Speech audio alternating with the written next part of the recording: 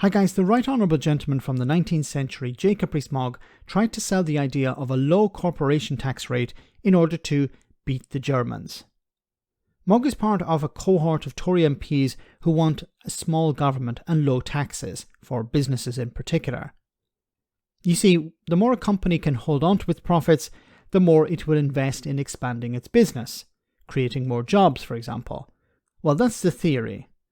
The problem is, in practice, many companies either pass on the profits to their shareholders or they do share buybacks. Who loses out then? Well, the exchequer due to lower intakes.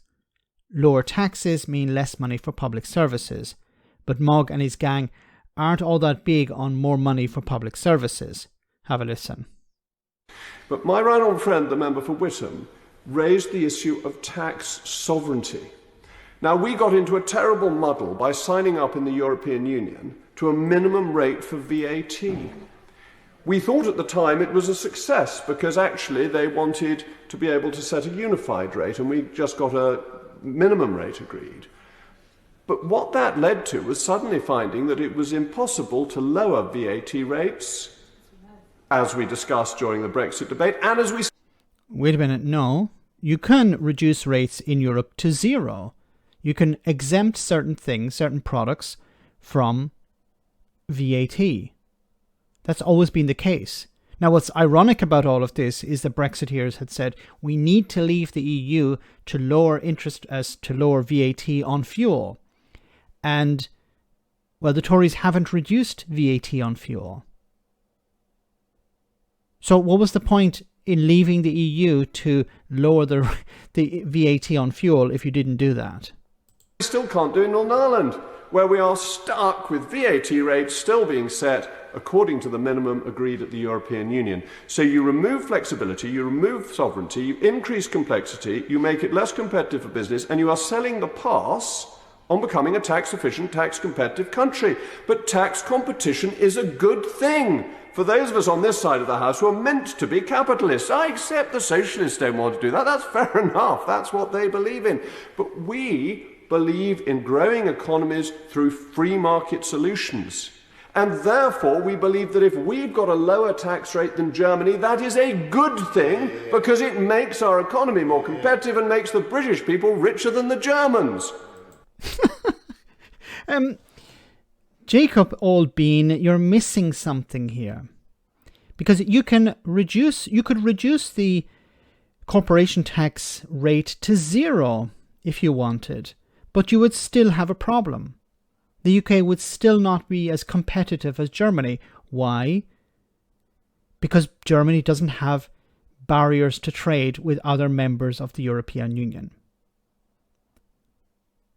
Germany hasn't cut itself off from freedom of movement.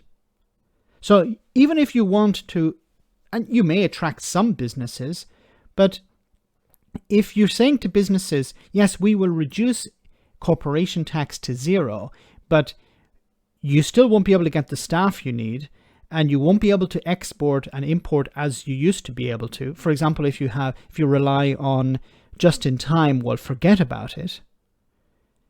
How many businesses are you going to attract?